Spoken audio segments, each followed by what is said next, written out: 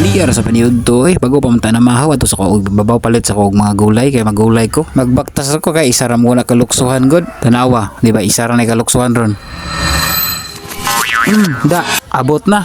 Abot dahil pinalive duha ra kalayatan. Ya magluto di ko ron ng murag pinachapsoy ba. Ya adon na nato ning mga lamas dinhiya. Ya prepare to ning mga gamitonon kay aron makaluto na ta. Ya natagbo ko pinangita sa karahay kung asa nabutan nakalimot ko sus naraman diri sa babaw. Ya butang na to ng karahay da.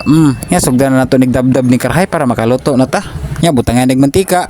Ya siyempre wag lami ang imong niluto kung walay mga lamas. Ya butangan na natog manok kay chapsoy ba kuno hay mikos-mikoson ginagmay. Ya butangan na dayon og mga pampalasa ba para mulami gid ni siya. Kamala ni purpose sa takuri dire nga nahimong props kaya yang suludan ni mamay sabaw. Ya butangan ba to ni atsal. Samtang naghulat ko nga mahumok ang gabi naghawat ko dire og alugbati. Ya direng dapit ako nang ipanglunod ang mga gulay. Kay aron di madugay ba maluto na natong gulay. Ya siyempre pera chapsoy may tiradan ni butangan na to harina. Ya ilunod na dayon ang alugbati. Ya sibuyas dayon para pampahumot. Ya mikos-mikoson dayon ang gipanglunod para maukay gyud siya tarong ba. Ya ato na ning haunon to na ning butang sa sulanan kay gusla naman gud lami na ikaon ba. Ya kay gutom naman mga aon dahi taan ning akong niluto nga gulay. Basta lagi makaingon jud ka mga gulay gud di ay. Ni aoy. Ya dire ra ko taman kay murag gutom na pud ka di ba paminaw na. Diyog na lang kog share, comments and like og follow na lang po. Sa sunod digayon na pod upload.